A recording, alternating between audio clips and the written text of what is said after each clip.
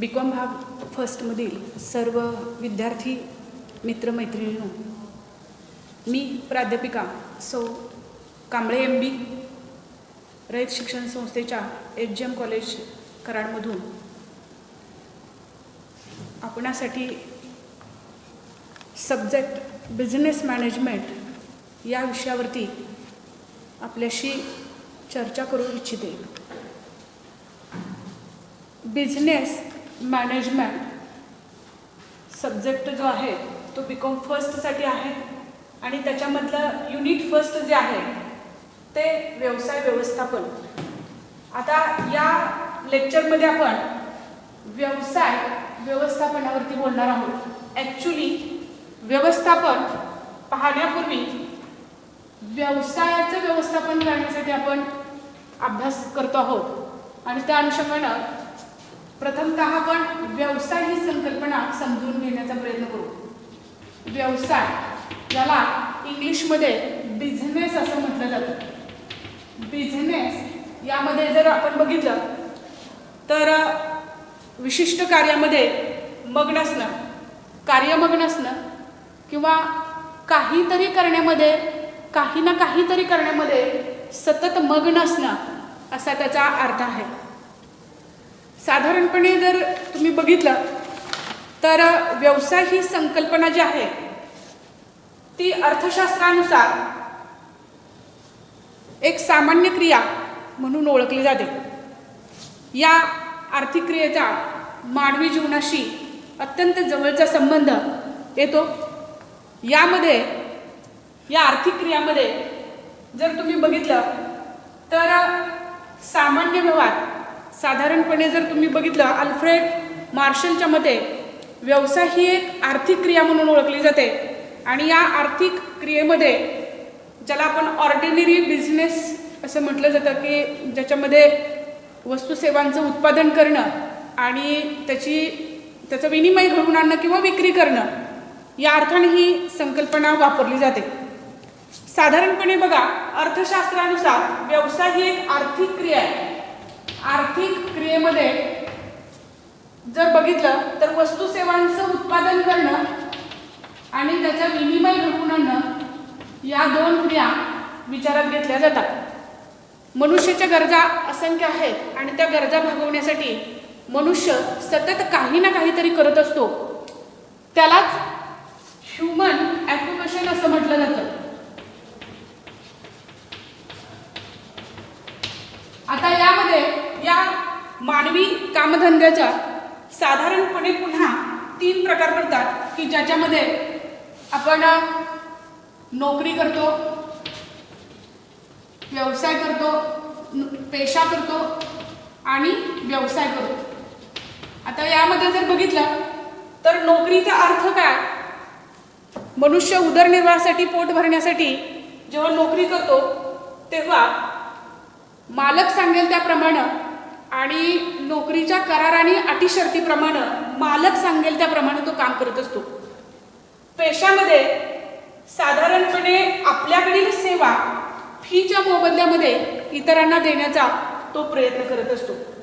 आणि व्यवसाय ही जी संकल्पना आहे की ज्याच्यामध्ये वस्तू सेवांचं उत्पादन आणि विनिमय या 2 क्रिया येतात.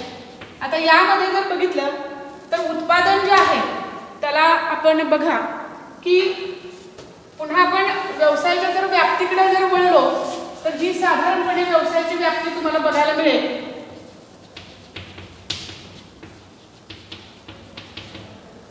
व्यवसायाच्या व्याप्तीमध्ये जर तुम्ही बघितलं तर वस्तू सेवांचं उत्पादन की ज्याच्यामध्ये उद्योगाची क्रिया अभिप्रेत आहे आणि विनिमय याच्यामध्ये खरेदी विक्री आणि त्याशी अनुषंगिक सेवा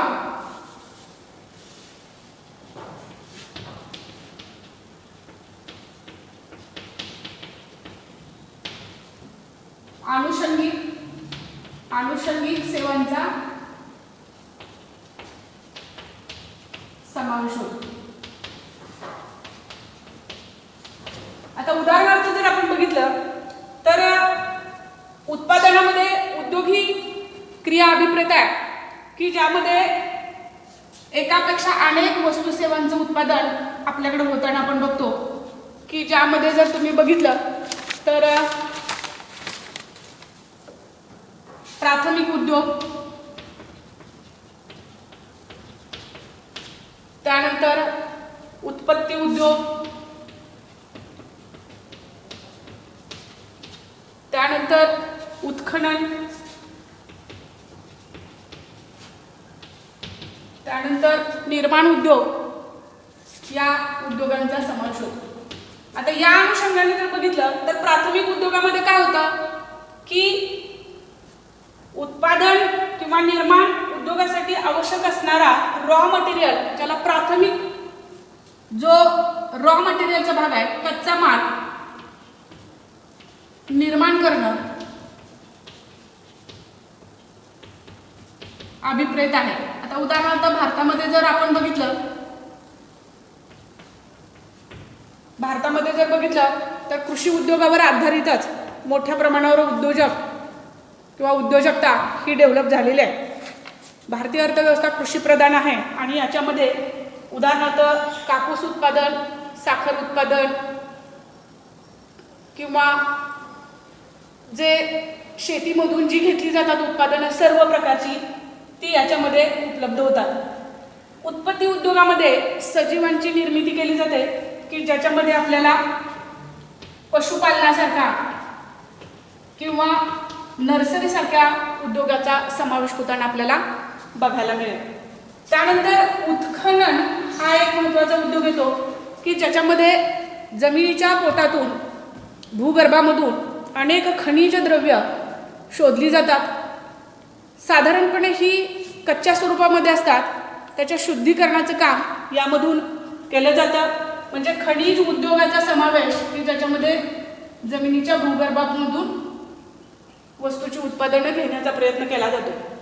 निर्माण उत्पादनं जी आहे ती कच्च्या मालावर अनेक प्रक्रिया करून त्याचं पक्क्या मालामध्ये उत्पादन करणं याचा समावेश होतो. उदाहरणार्थ ऊसापासून साखर तयार करणं, कापसापासून कापड तयार करणं, सिमेंट तयार करणं, साबण तयार करणं, फॅक्टरी ज्या आज आहेत त्याच्यामधून मोटारीसारख्या वस्तू, वाहतुकीचे साधनं ही तयार करणं यांचा समावेश होतो. म्हणजे वस्तूच्या उत्पादनामध्ये या पद्धतीचे व्यवसाय चालतात, उद्योग चालतात. प्राथमिक उद्योग, उत्पत्ती उद्योग, उत्खनन उद्योग आणि निर्माण उद्योग. त्यानंतर ही जी वस्तूची उत्पादनं आहेत ही इथं उत्पादनाची प्रक्रिया पूर्ण होते. उत्पादनाची प्रक्रिया पूर्ण केव्हा होते? साधारणपणे वस्तूचं उत्पादन याचा अर्थ मुळात असा आहे की कच्च्या मालावर अनेक प्रक्रिया करायचं आणि त्याचं पक्क्या मालामध्ये रूपांतर करायचं. आता कच्च्या मालाचं पक्क्या मालामध्ये रूपांतर झालं की उत्पादनाची प्रक्रिया थांबली असं नाही, तर त्याचं पैशामध्ये जेव्हा रूपांतर होईल तेव्हा उत्पादनाची प्रक्रिया पूर्ण झाली असं आपण म्हणू शकतो. म्हणजे इथं जर बघितलं तर ही सर्व वस्तूची उत्पादनं ही वेगवेगळ्या प्रक्रियेमधून जाताना तुम्हाला बघायला मिळतील आणि याचं पैशामध्ये जेव्हा आपण रूपांतर करतो त्याच्यामध्ये खरेदी विक्रीच्या प्रक्रिया अभिप्रेत आहे. यालाच व्यापार असं सुद्धा म्हटलं जातं. व्यापार असं सुद्धा म्हटलं जातं. आता व्यापारामध्ये काय आहे तर अपेक्षित खरेदी आणि विक्री या दोन प्रक्रिया अभिप्रेत आहेत आणि या अनुषंगानं जर तुम्ही बघितलं तर यामध्ये खरेदी विक्रीच्या प्रक्रियेच्या संबंधित जर आपण क्रिया जर बघायचं म्हटलो तर त्या अनुषंगानं उद्योगामध्ये स्वदेशी उद्योग आणि विदेशी उद्योगाचा समावेश होतो. आता स्वदेशीमध्ये काय येतं तर साधारणपणे घाऊक व्यापार आणि किरकोळ व्यापाराचा समावेश होतो. घाऊक व्यापार आणि किरकोळ व्यापाराचा समावेश होतो. आता किरकोळ व्यापार आणि घाऊक व्यापार हा जो आहे तो देशाच्या सीमेच्या अंतर्गत चालणारा व्यापार म्हणून ओळखला जातो आणि विदेशी व्यापारामध्ये दोन देशातल्या व्यापाराचा समावेश होतो. आता विदेशी व्यापारामध्ये जर तुम्ही बघितलं तर त्याच्यामध्ये आयात व्यापार, निर्यात व्यापार आणि पुनर्निर्यात व्यापार याचा समावेश होतो. आता याच्यामध्ये जर बघितलं तर आयात व्यापारामध्ये आपण अदर कंट्रीमधून, इतर देशामधून वस्तू सेवांची उत्पादनं आपण आपल्या देशातील लोकांच्या गरजा भागवण्यासाठी विदेशातून मागवतो. निर्यात व्यापारामध्ये आपल्या देशाची गरज भागून राहिलेल्या वस्तू सेवांचं उत्पादन आपण विदेशामध्ये पाठवतो की जेणेकरून त्याच्यामधून आपल्याला परकीय चलन, ज्याला फॉरेन करन्सी म्हणतो, ती उपलब्ध होते. आणि पुनर्निर्यात व्यापारामध्ये विदेशातून वस्तू मागवतो आणि पुन्हा त्या विदेशामध्ये पाठवण्याचा आपण प्रयत्न करतो. आता साधारणपणे ह्या ज्या क्रिया आहेत या खरेदी विक्रीशी संबंधित क्रिया म्हणून ओळखल्या जातात. या क्रिया सुरळीतपणे चालू राहण्यासाठी आपल्याला काही आनुषंगिक सेवांची मदत घ्यावी लागते. आता या आनुषंगिक सेवांमध्ये जर तुम्ही बघितलं तर साधारणपणे वेगवेगळ्या उद्योग आणि व्यापाराला आवश्यक असणाऱ्या ज्या क्रिया आहेत की ज्यामध्ये बँका आहेत, विमा कंपन्या आहेत, विमा सेवा आहेत किंवा वाहतूक व्यवस्था आहे, संग्रहणाची व्यवस्था आहे,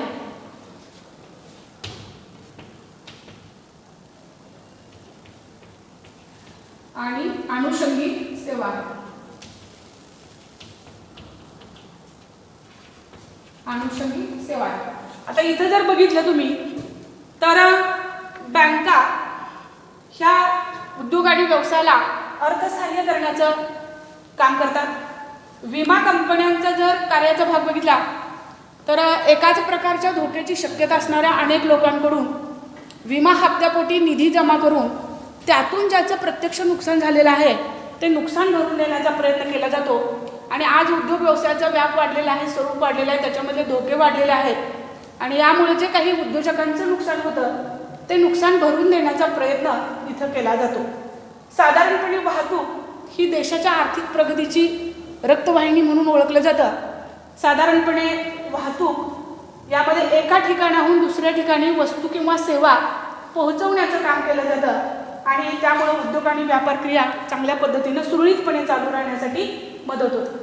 आता संग्रहण ही जी सेवा आहे याच्यामध्ये जर तुम्ही बघितलं तर आज वस्तूचं उत्पादन जे आहे ते मोठ्या प्रमाणावर घेतलं जातं.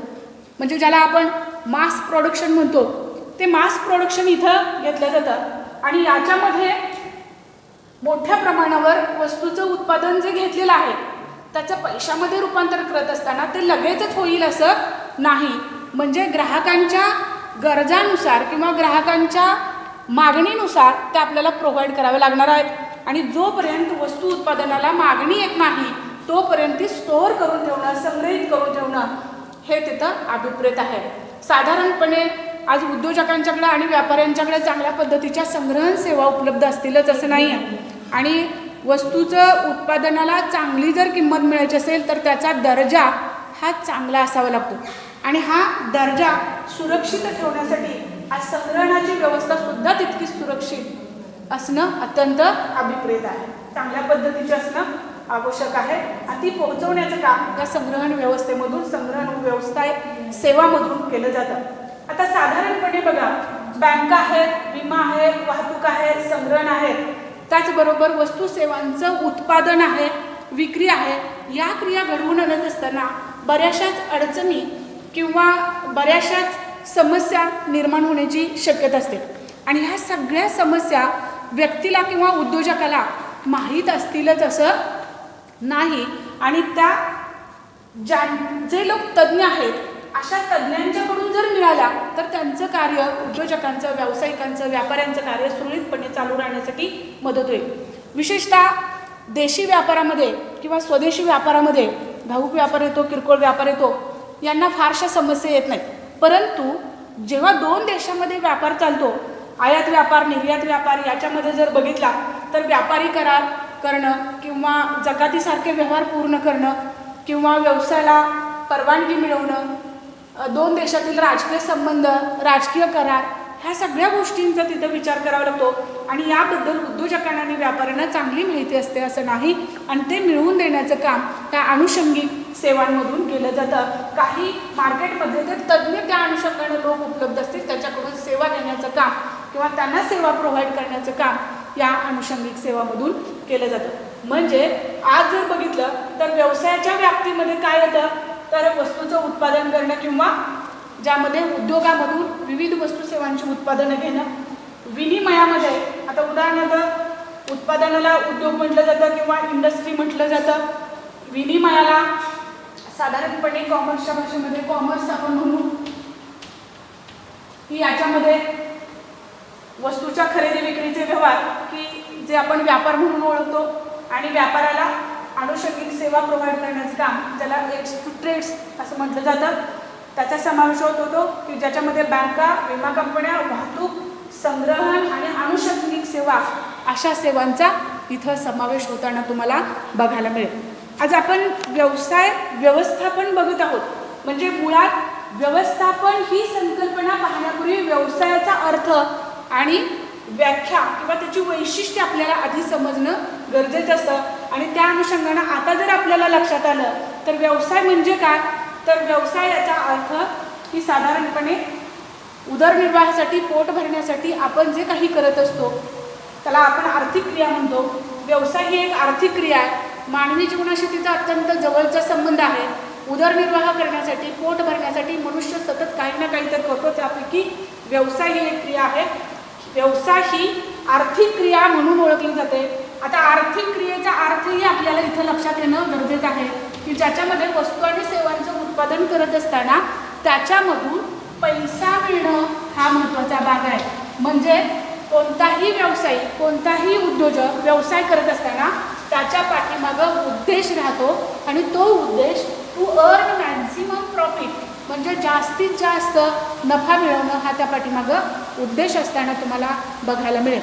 म्हणजे व्यवसाय ही एक आर्थिक क्रिया आहे, त्याच्यामध्ये वस्तू सेवांचं उत्पादन केलं जातं, त्याच्यामध्ये वस्तूंच्या खरेदी विक्रीचे व्यवहार अभिप्रेत आहेत, त्याच्यामध्ये अनुषंगिक सेवांचा समावेश आहे आणि हे सगळं करत असताना त्या पाठीमागं नफा मिळवण्याचा उद्देश असताना तुम्हाला बघायला मिळेल। वस्तू सेवांचं उत्पादन करण्याबरोबर ही क्रिया जर बघितली तर सतत चालणारी प्रक्रिया म्हणून तिला पाहिलं जातं।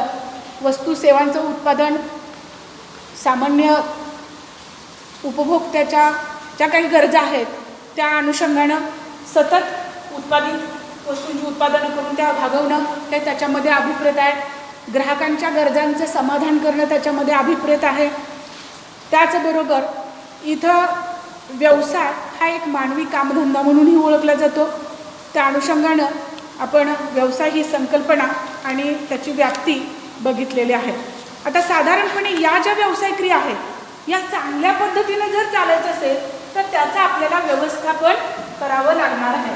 म्हणजे व्यवस्थापन म्हणजे काय, तर साधारणपणे व्यवस्थापक जे काही कामं करतो मग त्याच्यामध्ये पूर्वानुमान करणं, नियोजन करणं, संघटन करणं, निर्णय घेणं, निर्देशन करणं, समन्वय राखणं आणि नियंत्रण ठेवणं या आणि अशा कार्यांचा समावेश होतो। आता साधारणपणे व्यवस्थापनाची जी कार्य आहेत की जो व्यवस्थापक पूर्ण करत असतो त्याला व्यवस्थापकाची कार्य म्हणून ओळखलं जातं किंवा त्याला व्यवस्थापन म्हणून सुद्धा ओळखलं जातं। आता मुळात ही व्यवस्थापन ही जी संकल्पना आहे त्या संकल्पनेचा आपल्याला अर्थ माहीत असणं गरजेचं आहे। साधारणपणे सामान्य अर्थ असा घेतला जातो की आपलं जे काम आहे, मग ते आज जर व्यवस्थापनाची संकल्पना बघितली तर उद्योग व्यापाराबरोबर सामान्य लोकांच्या दृष्टीतून सुद्धा व्यवस्थापन ही क्रिया अत्यंत महत्त्वाची म्हणून ओळखली जाते।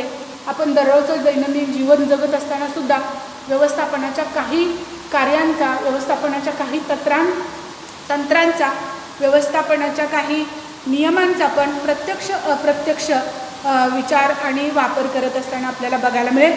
साधारणपणे व्यवस्थापनाची सामान्य व्याख्या जर इथं बघितली तर इतरांकडून काम करून घेणं किंवा इतरांच्या बरोबरीनं काम करणं म्हणजे व्यवस्थापन असाही सामान्य अर्थ घेतला जातो। किंबालची जर व्याख्या बघितली तर व्यवसायाचं प्रवर्तन करणं, व्यवसायाला अर्थपुरवठा करणं, व्यवसायाचं नियोजन करणं, संघटन करणं, निर्णय घेणं, निर्देशन करणं, समन्वय राखणं या आणि अशा सर्व कार्य करणारी व्यवसायांतर्गतली जी व्यवस्था आहे त्याला व्यवस्थापन असं म्हटलं जातं।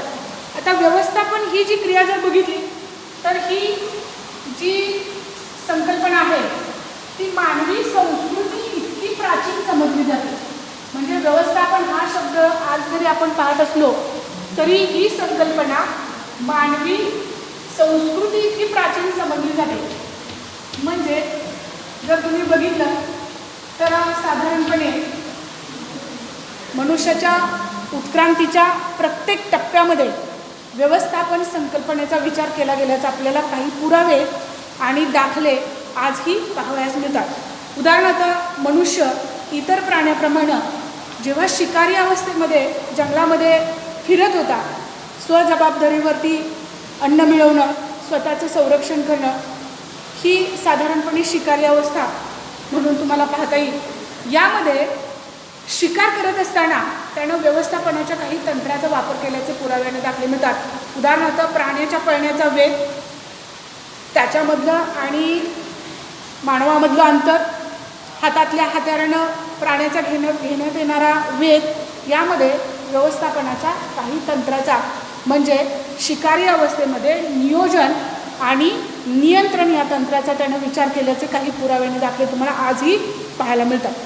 त्यानंतर खऱ्या अर्थाने जर तुम्ही बघितलं तर काही आपल्याकडे संस्कृती आपल्याला बघायला मिळतात, ज्याच्यामध्ये इसवी सन पूर्व 5000 वर्षापूर्वी, इसवी सन पूर्व म्हणजे इसवी सणाला सुरुवात कधी होते? साधारणपणे येशू ख्रिस्ताच्या जन्मापासून आपण इसवी सणाला सुरुवात करतो. म्हणजे इसवी सन पूर्व येशू ख्रिस्ताच्या जन्मापूर्वी 5000 वर्ष, 5000 वर्ष म्हणजे आज वर्ष किती होतात? आज 2020 आहे.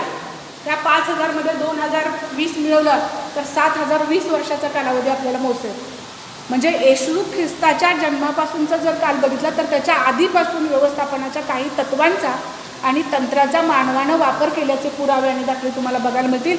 याच्यामध्ये जर बघितलं तर इसवी सन पूर्व 5000 वर्षापूर्वी म्हणजे आज जर बघितलं तर 7020 वर्षापूर्वी काही संस्कृतीमध्ये, ज्याच्यामध्ये सुमेरियन संस्कृती आहे, हिब्रू संस्कृती आहे, इजिप्शियन संस्कृती आहे, चिनी संस्कृती आहे, या संस्कृतीमध्ये मंदिराच्या पुजाऱ्यांनी कराच्या माध्यमातून काही रकमांचं नियोजन केल्याचं, म्हणजे त्या काळामध्ये समाजाचा मंदिराच्या पुजाऱ्यांवरती मोठा विश्वास होता आणि हे पुजारी त्यांचा एक विश्वस्त म्हणून संपत्ती स्वतःजवळ सुरक्षिततेसाठी ठेवत होती किंवा कराच्या माध्यमातून या लोकांनी काही रकमा गोळा केलेल्या होत्या. त्याचं व्यवस्थापन कसं करायचं? म्हणजे त्या कराच्या रकमा ज्या आहेत त्या आज बँकेचे जसे व्यवहार होतात, ठेवी स्वीकारणं आणि कर्ज देणं आणि त्यातून नफा मिळवणं, हा जो व्याजाच्या माध्यमातून जो बिझनेस चालतो बँकांचा, तो त्या काळामध्ये हिब्रू संस्कृतीमध्ये, सुमेरियन संस्कृतीमध्ये मंदिराच्या पुजाऱ्यांनी केलेला होता आणि त्याच्यामध्ये व्यवस्थापनाच्या तत्वांचं, व्यवस्थापनाच्या कार्यांचा विचार केल्याचा तुम्हाला काही पुराव्याने दाखले मिळतात. उदाहरणार्थ चीनची प्रचंड भिंत, जवळजवळ 1500 मैल लांबीची भिंत बांधत असताना त्याचं नियोजन केलं गेलेलं आहे, नियंत्रण त्याच्यावरती ठेवलेलं आहे, एवढं मोठं कन्स्ट्रक्शन तिथं उभारलं गेल्याचं तुम्हाला पाहायला मिळेल. त्यानंतर जर बघितलं तर आज हे आपल्याला आपल्या गावामध्ये, खेड्यापाड्यामध्ये म्हणा, काही जुनाट मंदिरं, विशेषतः ज्याला आपण गाव पातळीमध्ये जर बघितलं तर काही हेमाडपंथी मंदिरं, म्हणजे दगडांच्या मोठ्याच्या मोठ्या चिरा एकावरती एक रचून मोठीच्या मोठी बांधकामं झाल्याचे काही पुरावे तुम्हाला बघायला मिळतील. त्याचबरोबर आपल्या जगामधलं एक आश्चर्य म्हणून ज्याला ओळखलं जातं, ताजमहालचं बांधकाम 21 ते 22 वर्ष चालू होतं. म्हणजे एवढं प्रचंड बांधकाम करत असताना, एवढ्या कालावधीमध्ये करत असताना त्याच्यासाठी लागणारा कामगार असेल, बांधकामासाठी लागणारं साहित्य असेल आणि मग ती रचना पूर्ण होणं असली, यामध्ये नियोजन आणि नियंत्रणाच्या काही तंत्राचा तिथं वापर झाल्याचे पुरावे आणि दाखले तुम्हाला बघायला मिळतात. इजिप्शियन संस्कृतीमध्ये जर तुम्ही बघितलं तर भव्य पिरॅमिडची बांधकामं ही तिथं अभिप्रेत तुम्हाला बघायला मिळतील. साधारणपणे 13 एकरामध्ये आणि कित्येक टनाच्या वजनाच्या शिला एकावरती एक रचून ही पिरॅमिडची बांधकामं झालेली असताना तुम्हाला बघायला मिळतील. म्हणजे हे सगळी जागतिक आश्चर्य म्हणून आज ओळखली जातात. इथं व्यवस्थापनाच्या काही तत्वांचा आणि तंत्रांचा वापर केल्याचे काही पुरावे आणि दाखले तुम्हाला बघायला मिळतील. साधारणपणे आज जर खऱ्या अर्थानं व्यवस्थापनाचा अर्थ आणि व्याख्याच बघायची म्हटलं तर आपण नंतरच्या लेक्चरमध्ये अगदी आपण सविस्तरपणे आपण बघण्याचा प्रयत्न करू. धन्यवाद. नेक्स्ट लेक्चरमध्ये आपण पुन्हा भेटू.